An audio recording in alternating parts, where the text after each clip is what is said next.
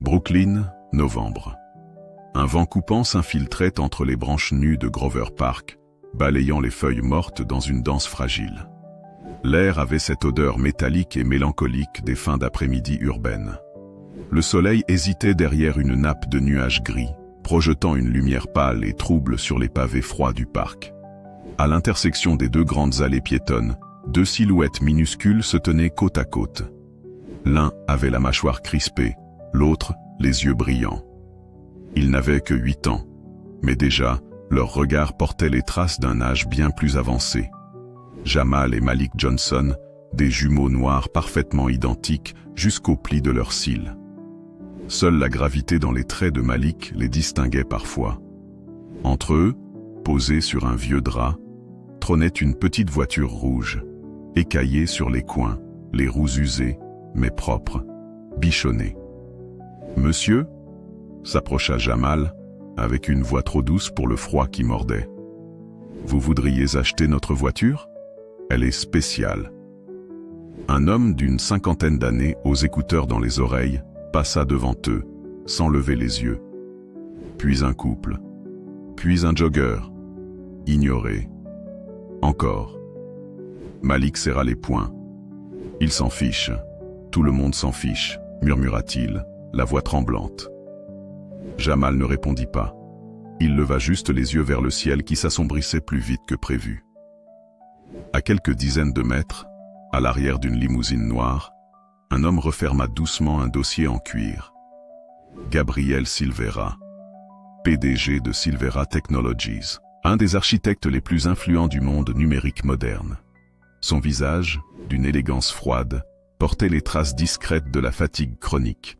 Des cernes creusées, un regard calculateur, un costume taillé sur mesure à 30 000 $, une montre en platine, mais surtout, une absence douloureuse dans les yeux. « Je serai à la réunion de 15 heures, » dit-il à son chauffeur. « Nous sommes en avance, monsieur Silvera. » Il acquiesça, distrait. Son regard balaya l'allée, puis s'arrêta. Sur eux, ces deux gamins immobiles dans le froid. Et cette voiture. Il plissa les yeux. La scène n'avait rien d'extraordinaire. Et pourtant, « Monsieur, vous voulez acheter notre voiture ?» Jamal venait de briser le silence. Gabriel se retourna. Lentement. Il allait dire non. Vraiment. C'était sur le bout de la langue. Mais à la place, il s'agenouilla lentement, au même niveau que les enfants. « Pourquoi vous la vendez ?» demanda-t-il, la voix soudain plus douce qu'il ne se l'autorise jamais. « Parce que notre maman est malade, » dit Malik. « Elle a besoin de médicaments. On n'a plus rien. » Gabriel observa le jouet. Une bête voiture en plastique. Mais il y avait quelque chose dans la façon dont Malik la tenait. Comme un trésor. Un dernier lien avec un monde qui ne faisait plus que s'effondrer autour d'eux. Il regarda leurs mains, pleines de cicatrices fines. Leurs vêtements trop légers, leurs chaussures trop petites. Et il vit une version de lui qu'il avait oubliée depuis longtemps. « Combien ? » « Autant que vous pouvez, » murmura Jamal. « Ce n'est pas une voiture ordinaire. C'est un cadeau de notre père, avant qu'il parte. » Un frisson. Gabriel sortit son portefeuille. Il n'avait pas compté, mais il tendit 5 billets de 100 $, 500 $, puis un 6e, puis 4 autres, 1000, 2000, 3000, 4000, 5000. Les mains des jumeaux tremblaient. « Cela suffira-t-il » dit-il, d'un ton calme, presque détaché. Malik ne répondit pas tout de suite. Il déposa la voiture dans la main de Gabriel. Ses petits doigts s'y attardèrent un instant, puis il recula. « Merci, monsieur. Merci beaucoup. » Le magnate aurait pu repartir à cet instant, monter dans sa voiture, reprendre sa réunion. Mais il ne bougea pas. Quelque chose dans sa poitrine bougea. Une fissure, légère, mais réelle. « Suis-les, » dit-il à son chauffeur. « Je veux savoir où ils vivent. » La limousine avança lentement, sans bruit, dans les ruelles périphériques du quartier Riverside. L'ombre des enfants se découpait sous les réverbères. Ils marchaient vite, trop vite pour des enfants. Gabriel les observait à travers la vitre. Il tenait toujours la voiture en main. Et plus il la regardait, plus une angoisse diffuse remontait. Ce n'était pas la voiture. C'était ce qu'elle représentait. Un souvenir, une autre vie, des rires sur une plage, une voix enfantine qui demandait « Papa, si je deviens astronaute, tu me construiras une fusée ?» Il secoua la tête. Non, ce n'était pas le moment. La voiture s'arrêta devant un immeuble délabré. Les enfants entrèrent par une porte rouillée, aux vitres cassées. Gabriel ouvrit la portière. « Attendez-moi là », dit-il à son chauffeur. Il monta les escaliers. L'odeur de moisissure, de renfermé, de misère. Il suivait le son d'une voix. Un rire d'enfant. Puis un silence. Il frappa. Jamal ouvrit, les yeux ronds. « C'est l'homme du parc. » Il fit signe à son frère. Gabriel attendit. Il ne voulait pas forcer l'entrée. Il n'était pas sûr de ce qu'il faisait. « Je peux entrer ?» demanda-t-il. Un hochement de tête. L'appartement était minuscule, propre, mais usé jusqu'à l'os. Sur un matelas au sol, une femme dormait. Ou non, elle luttait pour respirer. Sa peau était grise, des cernes sombres sous les yeux, une maigreur extrême. « C'est notre maman », dit Malik. « Diana Johnson. » Gabriel s'agenouilla, toucha son poignet. Fièvre intense, respiration faible. Elle doit aller à l'hôpital, tout de suite. On n'a pas les moyens, répondit Jamal, la voix brisée. Gabriel sortit son téléphone, composa un numéro, ordonna une ambulance privée. Je vais m'en occuper. Mais on ne peut pas vous payer, dit Malik, tenant les billets contre lui comme un bouclier. Gabriel lui sourit doucement, un sourire rare, presque douloureux. Tu m'as vendu ta voiture. Tu te souviens? L'ambulance arriva 10 minutes plus tard. Gabriel, portant Diana dans ses bras, les enfants accrochés à ses jambes. À l'hôpital, tout se précipita. Les blouses blanches, les machines, les diagnostics. Insuffisance rénale, déshydratation sévère, infection pulmonaire. Gabriel signa tous les papiers, utilisa son nom, son assurance. Sa présence autorisait tout. Quand un médecin lui demanda s'il faisait partie de la famille, il répondit « Oui ». Il s'assit dans le couloir, les jumeaux blottis contre lui, épuisés. « Maman va mourir ?» demanda Jamal. Gabriel regarda le plafond, ferma les yeux. « Pas aujourd'hui, pas si je peux l'empêcher. » Il ne savait pas pourquoi. Pourquoi ces enfants? Pourquoi cette femme? Pourquoi maintenant? Mais une chose était claire. Il ne pourrait plus revenir en arrière. Le manoir Silvera se dressait comme un navire dans la brume, vaste, austère, presque hors du temps. Loin du vacarme de Brooklyn, il semblait être suspendu dans un silence rare, comme si chaque mur retenait son souffle. Les lourdes grilles noires s'ouvrirent automatiquement à l'approche de la limousine. À l'intérieur, les deux jumeaux, Jamal et Malik, se taisaient. Leurs regards passaient des haies taillées au cordeau aux statues en pierre qui bordaient l'allée. Chaque détail du lieu criait l'opulence, mais d'une opulence froide, parfaitement maîtrisée.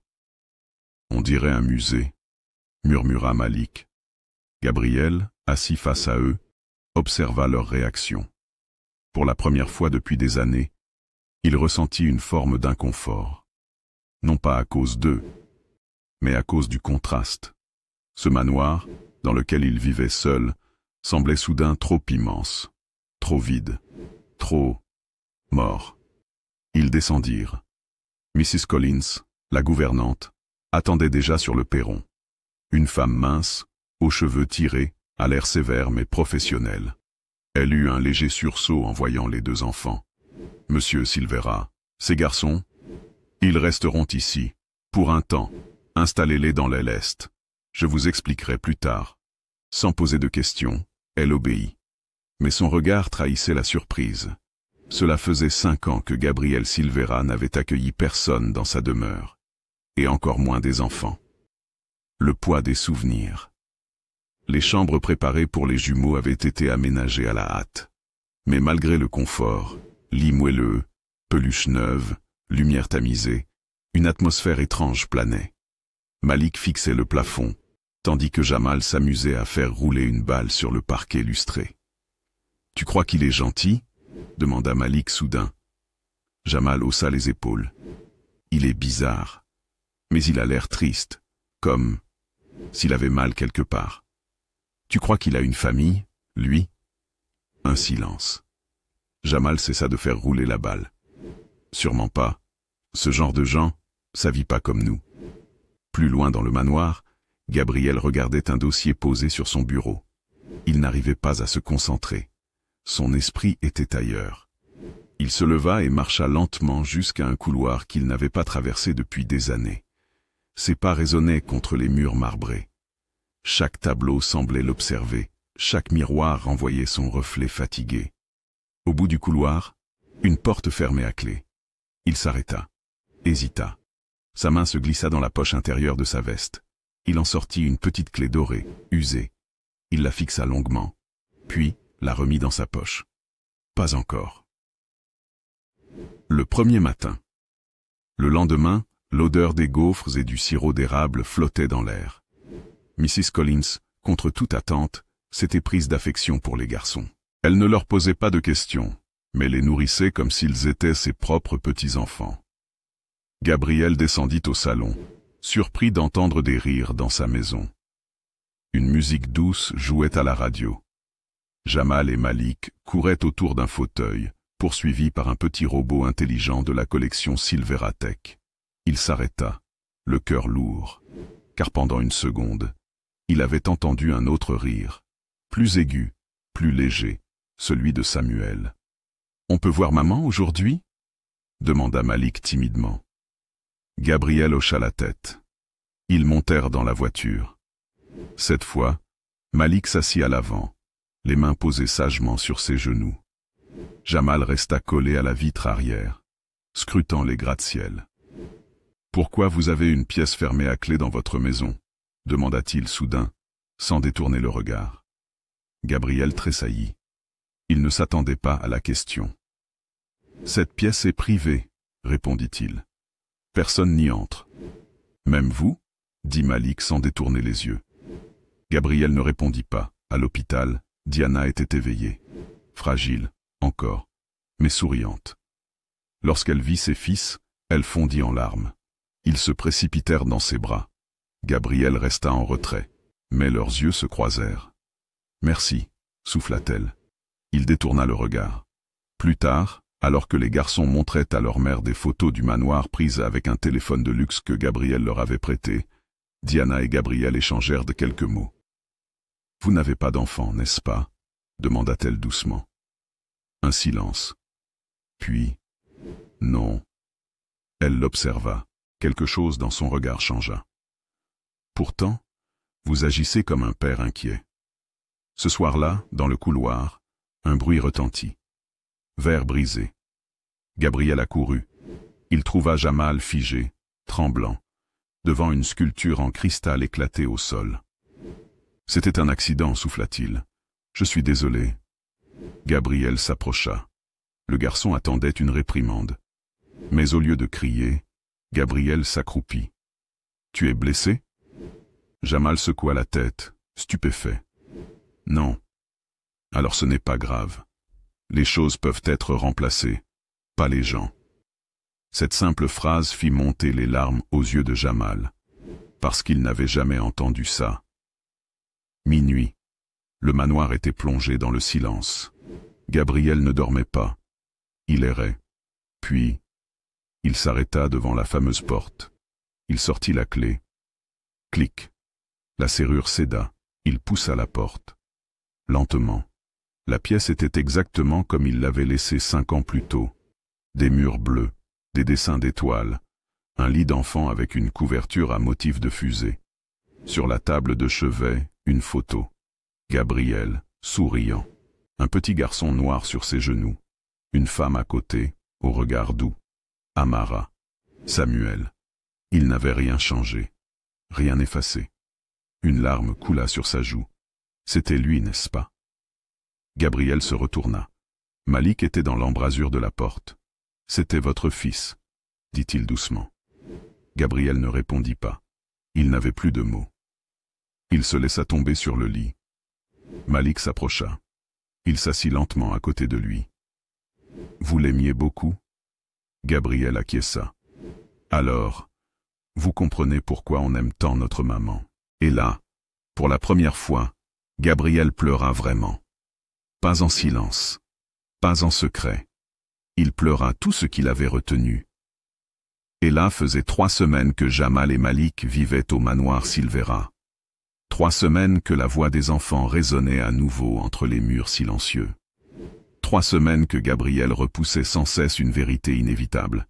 Ils faisaient désormais partie de son quotidien. Pas comme des invités, pas comme des étrangers, comme des fils. Et pourtant, quelque chose clochait. Quelque chose de profondément enfoui dans les fondations de cette relation naissante. Un non-dit, un mensonge par omission, une peur. Diana Johnson s'était rétablie plus vite que prévu. Son regard avait retrouvé sa vivacité. Les couleurs étaient revenues sur ses joues. Mais derrière sa gratitude immense, elle ne pouvait s'empêcher d'avoir des questions. Elle observait Gabriel lorsqu'il pensait qu'elle ne le regardait pas. Elle voyait son regard perdu, ses gestes mécaniques, et ce trouble dans ses yeux quand les jumeaux riaient trop fort. Elle ne disait rien. Pas encore. Mais elle savait. Elle savait qu'il y avait un avant que cet homme ne voulait pas évoquer. Un matin, alors que les jumeaux exploraient les jardins du manoir, Malik trébucha sur une dalle légèrement surélevée derrière un vieux cyprès. En grattant un peu la terre, ils découvrirent une boîte en métal rouillé. « C'est quoi ?» demanda Jamal. « Une capsule temporelle », lut Malik sur une inscription à moitié effacée. Ils l'ouvrirent. À l'intérieur, une petite figurine d'astronaute, une photo froissée et une enveloppe jaunie, fermée par un autocollant en forme d'étoile. À ouvrir quand je serai astronaute. Les jumeaux accoururent dans le bureau de Gabriel. Quand il vit l'enveloppe, il blêmit. « Où avez-vous trouvé ça ?» demanda-t-il, d'une voix plus dure qu'il ne l'aurait voulu. « Dans le jardin ?» souffla Jamal, le regard baissé. Gabriel prit la boîte. Il la serra contre lui. Il ne dit rien d'autre. Il quitta la pièce. Ce soir-là, il ne descendit pas dîner. Il faisait nuit. La pluie battait les vitres du manoir. Gabriel était assis sur le lit de Samuel, l'enveloppe à la main. Ses doigts tremblaient. Il n'avait jamais osé l'ouvrir. 5 ans que cette lettre dormait dans la terre. 5 ans que la voix de Samuel lui manquait. À ouvrir quand je serai astronaute. Il déchira doucement l'autocollant.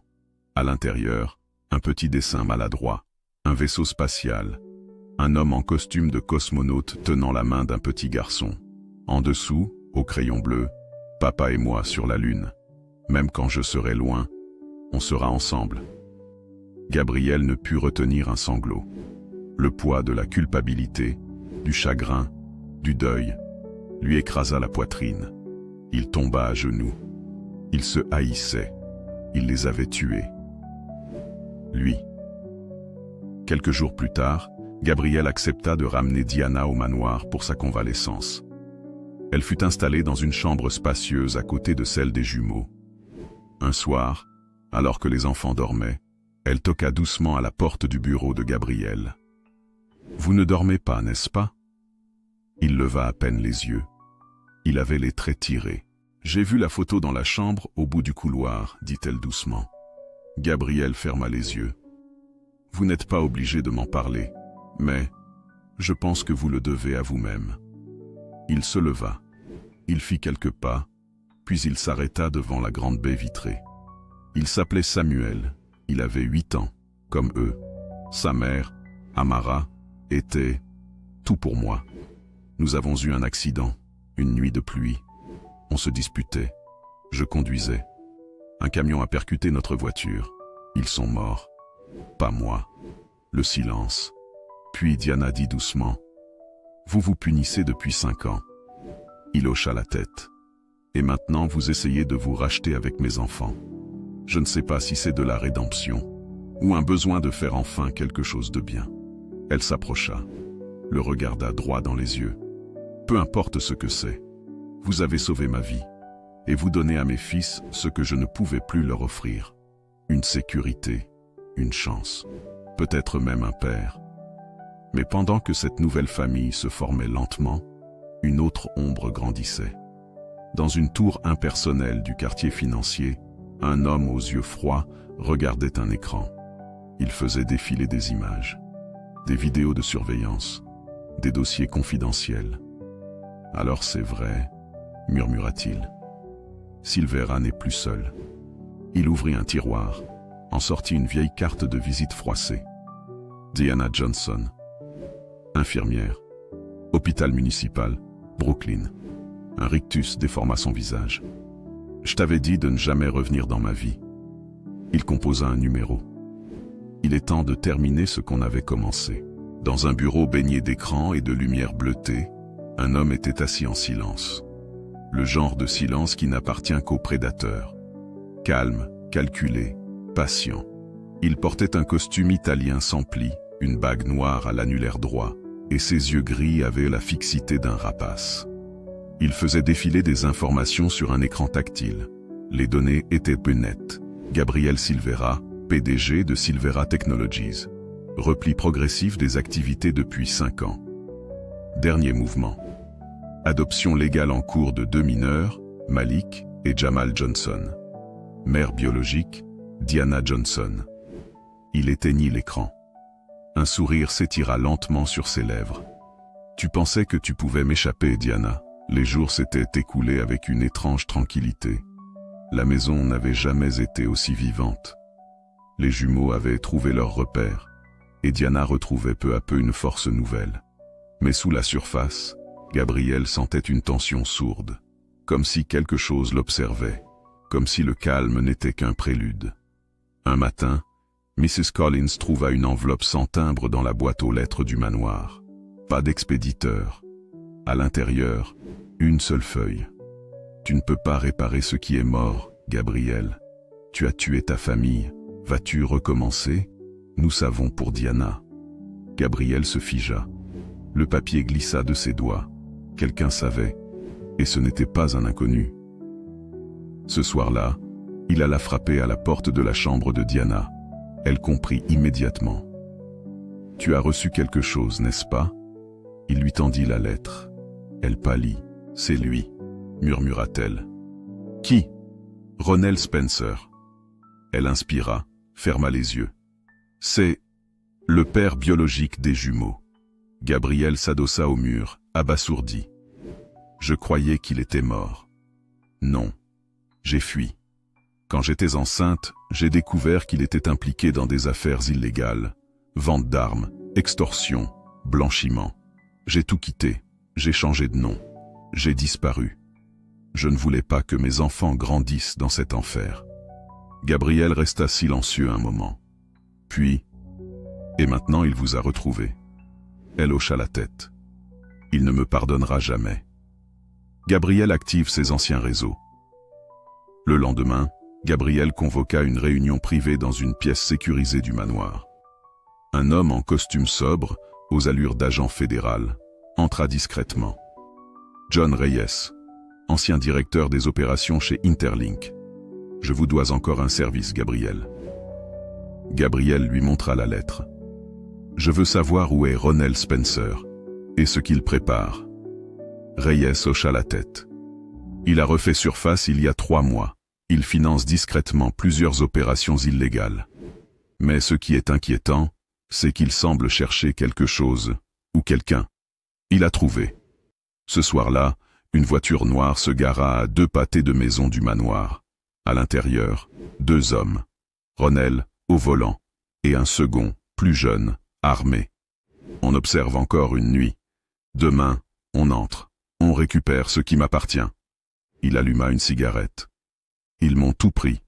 Ma femme, mes enfants. Maintenant, je vais tout leur reprendre. Gabriel savait que ce moment viendrait. Il se tenait devant les jumeaux, assis dans le salon, les mains pleines de jeux de construction. Écoutez, il y a un homme qui pourrait vouloir faire du mal à votre mère, à vous aussi. Mais je ne le laisserai pas faire. Jamal fronça les sourcils. Qui ? un fantôme du passé. Malik s'approcha, saisit la main de Gabriel. « Vous êtes notre famille maintenant. Et les familles, elles se protègent. Ensemble. » Gabriel sentit son cœur se serrer. Il lui faisait confiance. Et il savait ce que ça voulait dire. Il ne pouvait pas échouer, c'était la nuit la plus froide du mois. Le vent hurlait autour du manoir. Tout semblait calme. À 2h13 du matin, les détecteurs infrarouges du portail signalèrent une intrusion. Gabriel bondit hors de son lit. Diana accourut dans le couloir. « Les enfants !» cria-t-elle. Gabriel ouvrit le coffre mural de sa chambre. Un compartiment secret. Il en sortit une tablette connectée au réseau de sécurité privée. 3 silhouettes, menaçantes, armées, avancèrent vers la maison. Il prit Diana par la main. « Plan d'urgence. Tu descends avec les enfants dans le bunker. Je m'occupe d'eux. »« Gabriel, non !» hurla-t-elle. Mais il l'embrassa brièvement sur le front. « J'ai déjà perdu une famille. Je ne laisserai pas ça arriver 2 fois. » Dans l'obscurité du jardin, Gabriel s'approcha lentement. Il connaissait ce terrain mieux que personne. « Tu as changé, Gabriel » murmura Ronel, surgissant de l'ombre. « Et toi ? Pas du tout. Toujours en train de menacer les innocents pour te sentir vivant. Ce sont mes fils. Tu ne peux pas me les voler. Ils ne sont pas une propriété. Ce sont 2 enfants que tu as abandonnés avant même de les connaître. C'est à elle que je les ai laissés, et elle a fui. Toi, tu es juste le dernier chapitre de leur vol. Et toi, tu es un homme fini. » Un bruit sec. Le complice de Ronel leva son arme, mais Gabriel était plus rapide. Il appuya sur sa montre connectée. Un flash. Les projecteurs du manoir s'allumèrent. Des hommes en uniforme sortirent des buissons, rayés en tête. « FBI, ne bougez plus. » Ronel, pris au piège, leva lentement les mains. « Ce n'est pas fini, » cracha-t-il. « Si. Cette fois, si. » Le manoir Silvera avait retrouvé sa tranquillité. Une tranquillité étrange, comme un champ de bataille après la dernière rafale. Ronel Spencer avait été officiellement inculpé. Tentative d'enlèvement, violation de propriété, antécédents criminels aggravés. L'affaire avait discrètement été étouffée dans les médias grâce aux relations de Gabriel.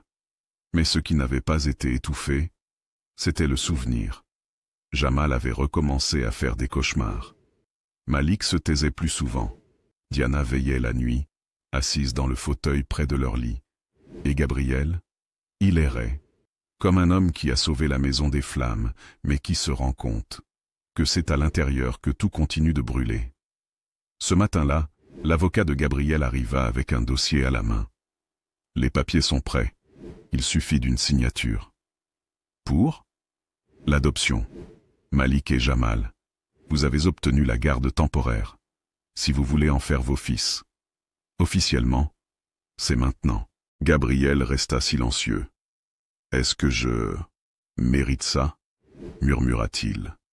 L'avocat releva les yeux. « C'est la première fois que je vous entends poser une question sans connaître déjà la réponse, monsieur Silvera. » Il déposa le stylo, puis sortit, laissant Gabriel seul, avec le poids du choix. Ce jour-là, alors que les garçons étaient à l'école privée que Gabriel leur avait inscrit, Diana décida de faire ce qu'elle n'avait pas osé jusqu'ici. Elle entra dans la chambre de Samuel. Le lit était fait, les jouets bien rangés. La photo sur la table de chevet montrait un homme rayonnant, une femme douce et un enfant à la joie éclatante. Elle s'assit doucement sur le lit. Gabriel apparut dans l'embrasure. « Je n'ai jamais changé un seul objet ici, » dit-il. « Tu n'as jamais fait ton deuil. » J'ai essayé, mais chaque fois que je m'en approchais, c'était comme s'il mourait une 2e fois. Elle leva les yeux vers lui. « Et moi, et mes enfants, tu les as sauvés. Tu t'es battu pour nous. Tu nous as offert un foyer, une vie. Et tu veux me faire croire que ton cœur est resté fermé? Tu ne crois pas qu'il est temps ?» Il s'approcha, s'assit à côté d'elle. « Et si je perds encore ?» chuchota-t-il. « Tu ne nous perdras pas, répondit-elle. Pas cette fois. » Et là, dans ce sanctuaire figé du passé, elle lui prit la main. Un samedi ensoleillé, Jamal et Malik creusèrent dans un coin du jardin. Cette fois, pour enterrer une nouvelle capsule temporelle. Ils y déposèrent une photo avec Gabriel, Diana et eux deux, lors d'une promenade à Central Park. Une figurine de robot fabriquée à l'école, une lettre. Gabriel observa en silence, puis Malik lui tendit une enveloppe. « C'est pour toi. À lire maintenant. » Il l'ouvrit. « Cher monsieur Gabriel, merci d'avoir acheté notre voiture. Mais on voulait vous dire qu'en vrai, c'est vous qu'on a acheté. Et vous valez bien plus que 5 000 $. On vous aime, vos presque fils. » Gabriel s'agenouilla, incapable de parler. Jamal l'enlaça. « Mais bientôt ce sera pour de vrai, hein ?» Il acquiesça, la voix tremblante. « Oui, pour de vrai. » Ce soir-là, il entra dans la chambre de Diana. Il tenait quelque chose dans la main. « Je n'ai jamais eu le courage de lire la dernière lettre que Samuel m'a laissée, mais je veux la lire avec toi. » Elle le regarda, surprise. Il s'assit sur le lit, ouvrit l'enveloppe jaunie. « Papa, même si je vais loin, même si je deviens astronaute ou explorateur, tu seras toujours dans mon cœur. Et moi, je resterai dans le tien. Alors promets-moi une chose, aime encore, même quand ça fait peur, ton fils pour toujours, Samuel. » Les larmes de Gabriel coulèrent en silence. Diana l'entoura de ses bras. Et cette fois, il se laissa aimer. Quelques semaines plus tard, dans une salle sobre du tribunal de la famille de Manhattan, Gabriel Silvera signa les papiers. Les jumeaux devinrent officiellement ses fils. Le juge, ému, déclara « Monsieur Silvera, vous n'avez pas seulement adopté 2 enfants. Vous avez fait renaître une famille. » À la sortie, les journalistes attendaient. Les flashs crépitaient. Mais Gabriel ne répondit à aucune question. Il serrait la main de Jamal, Diana à son bras, et Malik, qui sautait de joie à ses côtés. Il avait retrouvé le droit de sourire, 1 an plus tard. Le manoir Silvera n'était plus le même. Il respirait. Les couloirs avaient cessé de résonner à vide. Les volets ne restaient plus fermés pendant des semaines. Les portraits figés d'un passé froid avaient été remplacés par des photos récentes. Jamal et Malik dans leurs uniformes d'école, Diana au jardin, Gabriel souriant vraiment, devant un stand de gâteaux organisé par l'école. Une nouvelle pièce avait été aménagée dans l'aile ouest. Une grande salle lumineuse, des murs tapissés de dessins d'enfants. Au centre, un bureau circulaire, en bois clair. Au-dessus de la porte, une plaque. La salle était remplie, des familles, des enfants, des femmes seules, des visages fatigués mais remplis d'espoir. Gabriel s'avança au micro. « J'ai passé une partie de ma vie à construire des murs, des tours, des entreprises. Mais ce que je construis aujourd'hui, ce n'est pas du verre ni de l'acier. C'est une passerelle vers une autre vie. Pour celles et ceux qui pensent qu'ils sont seuls. Pour ceux qui vendent une voiture jouet pour sauver une mère. » Un murmure d'émotion traversa la salle.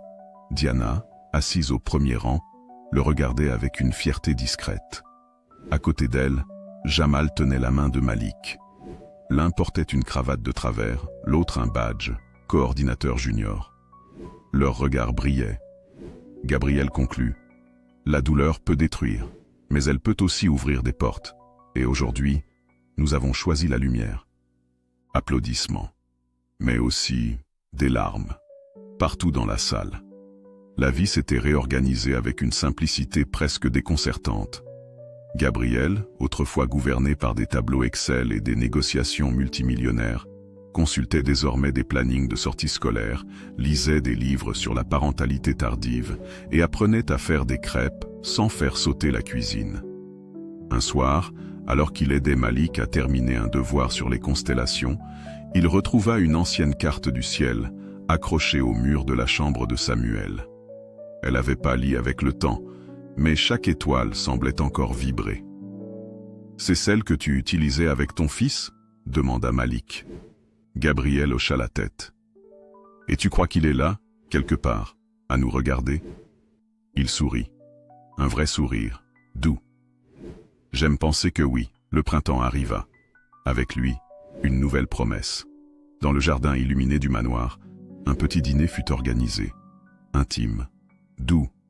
Gabriel prit la main de Diana sous la pergola couverte de jasmin. « Tu m'as appris à respirer à nouveau, » dit-il.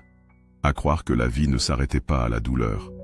Je ne veux plus perdre une minute sans t'aimer pleinement. » Il sortit une petite boîte. Une bague simple, sertie d'une pierre turquoise, la couleur préférée de Samuel. Et maintenant, celle de leur nouvelle vie. « Veux-tu devenir ma femme ?» Diana, les larmes aux yeux, hocha la tête. « Oui, sans hésitation. » Dans un éclat de rire, Jamal lança un « On avait parié que tu allais enfin te décider. » Malik répondit « J'ai gagné une semaine sans faire la vaisselle. » Quelques jours plus tard, à l'état civil, 2 signatures furent apposées sur un document officiel. Malik Johnson Silvera. Jamal Johnson Silvera. Les jumeaux avaient choisi de garder le nom de leur mère, mais d'y ajouter celui de l'homme qui les avait sauvés, qui les avait aimés, et qui, sans rien dire, avait guéri en les élevant. Gabriel ne pleura pas ce jour-là. Diana, si. Et les enfants aussi. Mais c'étaient des larmes de gratitude. Une capsule temporelle fut enterrée dans le jardin. Encore une. Mais cette fois, tous ensemble. À l'intérieur, ils déposèrent une photo de leur mariage, une carte de la fondation, une lettre signée des 4 mains. Si tu trouves cette boîte, sache que même si tu traverses les pires tempêtes, il y a toujours un endroit où l'on t'attend. Une seconde chance, signée la famille Silvera. Ils rebouchèrent la terre, et Gabriel, en regardant les étoiles, posa une main sur l'épaule de Jamal. « Tu sais, tu avais raison. » « À propos de quoi ? » ?»« Ce jour-là, dans le parc, quand vous m'avez vendu cette voiture jouet. » Il sourit. « Ce n'était pas une vente, c'était un sauvetage mutuel. Merci d'avoir suivi cette histoire jusqu'à la fin. Si vous êtes encore là, c'est que quelque part, elle a résonné en vous. Et peut-être que, comme Gabriel, Diana, Malik ou Jamal, vous portez aussi une cicatrice, un regret, une perte, ou un rêve enfoui. Cette histoire n'est pas seulement celle d'un PDG et de 2 enfants dans un parc. C'est celle de la résilience humaine, du pardon, et de cette chose invisible mais puissante qu'on appelle l'amour inconditionnel. C'est la preuve qu'il suffit parfois d'un simple geste, d'une rencontre improbable, d'un battement de cœur, pour changer des destins. Alors merci. Merci pour votre temps. Merci pour votre attention. Merci d'avoir ouvert votre cœur à cette histoire. Si elle vous a touché, partagez-la, car on ne sait jamais.